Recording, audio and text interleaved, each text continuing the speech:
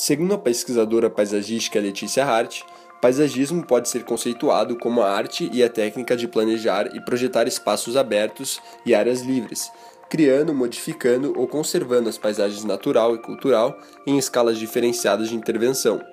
Por sua vez, o paisagismo compreende o tratamento de locais com diferentes dimensões físicas, abrangências espaciais e especializações funcionais. A existência, a tipologia e a quantidade de cobertura vegetal também são diferenciadas. A seguir, nós veremos 6 das principais características funcionais da vegetação: espacial, revestimento, estruturais, sensorial, cultural e ecológica. A setorização de espaços arquitetônicos e urbanísticos é definida de acordo com as funções e atividades exercidas em cada ambiente. Dessa forma, é possível utilizarmos da vegetação para setorizarmos diversos espaços de convívio e circulação humana, como, por exemplo, as praças públicas de uma cidade, as vias de transporte e áreas comuns de condomínios residenciais. Portanto, o aspecto mais importante da setorização é deixar claro para o usuário de um determinado ambiente quais são as atividades ou funções que podem ser exercidas naquele local. Trata-se da fase final do projeto, sendo previsto a participação do arquiteto paisagista no fornecimento de desenhos e especificações detalhadas para cada item de decoração dos espaços. Sendo assim, todo ambiente, seja ele interno ou externo, deverá receber uma ambientação que esteja de acordo com as necessidades e os interesses dos seus usuários. Dessa forma, a vegetação será utilizada para ressaltar as principais características de um determinado ambiente e dar a ele o significado esperado pelos seus usuários. Como um exemplo disso, a Praça do Japão, que está situada próximo ao centro de Curitiba, foi planejada seguindo as linhas tradicionais dos jardins japoneses. O objetivo principal do espaço é poder transmitir paz, tranquilidade e espiritualidade em meio a um ambiente caótico ao seu redor. Outra função comumente concedida à vegetação é a de orientar os usuários de um determinado ambiente quais são as possíveis rotas a serem realizadas naquele local. Essa estratégia paisagística é encontrada com uma frequência maior em espaços públicos e externos, devido à facilidade de modelar os elementos vegetais conforme o caminho que deseja ser criado. Como um exemplo, nós podemos citar as cercas vivas. Contudo, também é possível encontrarmos o uso de vegetação em alguns espaços internos, com o objetivo de dar direcionamento às pessoas. Esse efeito pode ser obtido especialmente através do uso de vasos e jardins verticais.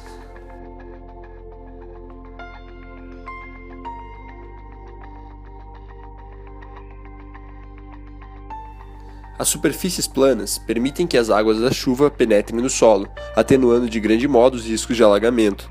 Elas ainda auxiliam na retirada de carbono, contribuindo na diminuição da temperatura local e permitindo que as raízes das árvores se desenvolvam com maior espaço.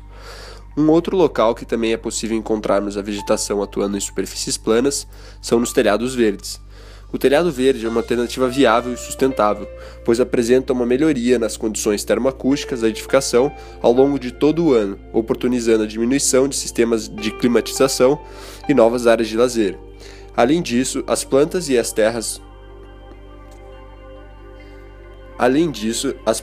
terra do telhado verde funcionam como um filtro natural de água, que pode ser armazenada ainda mais limpa para depois ser usada na irrigação do jardim, nas bacias sanitárias ou no chuveiro. Mais que um adendo estético, os jardins verticais podem também trazer relevantes benefícios ambientais e climáticos. Quando aplicados em fachadas externas do edifício, eles retiram o calor da fachada do prédio de maneira mais eficaz e econômica do que qualquer outro tipo de tratamento. No interior do prédio, vai ajudar na manutenção da qualidade do ar, retendo as impurezas e poluentes.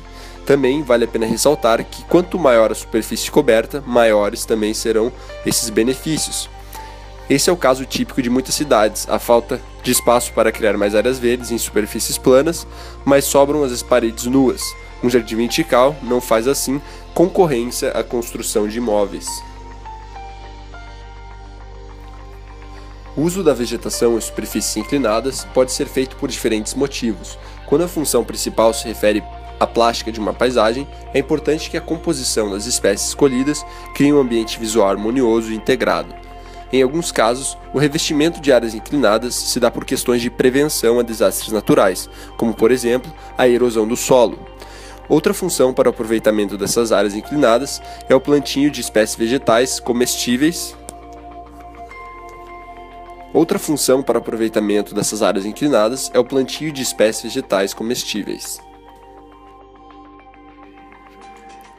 As características estruturais da vegetação são aquelas cujos aspectos formais contribuem para a estrutura espacial do projeto paisagístico, sendo responsável pelo fecho visual e físico em um determinado espaço. A forma final alcançada pelas espécies escolhidas, sua altura quando adulta, a densidade das suas copas e sua forma, são características estruturais que deverão ser levadas em conta durante o planejamento de um projeto paisagístico. Esses fechamentos podem servir como uma barreira vegetal, ajudando dessa forma na setorização de determinados ambientes, criando delimitações de espaço, reduzindo a ação do vento contra um determinado local, criando revestimento acústico em áreas de grande densidade sonora, gerando sombreamento de áreas externas e concedendo conforto térmico aos seus usuários de um determinado espaço físico. Um espaço pode e deve ser modificado de acordo com a necessidade de quem ali habita. Diferentes grupos de pessoas utilizam o entorno de forma diferente, criando características próprias e fazendo com que o lugar se adeque de acordo com a história daquele povo. É fácil perceber que cada cultura deixa sua marca no espaço de forma clara. Um jardim francês definitivamente é diferente de um jardim japonês. Como exemplo, podemos citar a Praça do Japão, localizada no bairro Batel.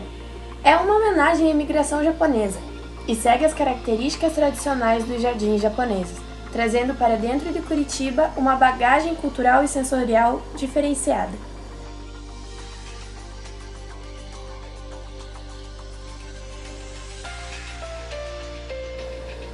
Quando crianças, insistimos em aproveitar nossos 5 sentidos de todas as formas possíveis, inclusive confundindo-os algumas vezes. A percepção do espaço começa exatamente nessa fase, onde começamos a entender o que sentimos quando tocamos, ouvimos ou enxergamos alguma coisa. Tal percepção evolui com o passar do tempo. Um adulto, por exemplo, sabe que se tocar em uma planta como um cacto, terá sua mão perfurada. Já uma criança, não. Como outro exemplo, podemos citar a percepção de jardins mais conceituais. Uma pessoa sem uma boa bagagem cultural jamais irá entender determinadas características contidas no projeto.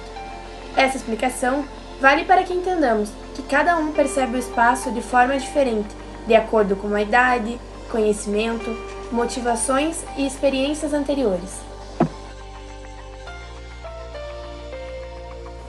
Cada lugar, com suas características, em conjunto com seu entorno, nos transmite uma sensação diferente. Essa sensação pode partir de vários fatores, como sons, imagens, odores. Em se tratando de sons, podemos ter a sensação de paz, tranquilidade, quando tudo o que ouvimos são pássaros e barulho de água caindo, por exemplo. Quando chegamos em um lugar, a primeira impressão que temos é sempre o visual.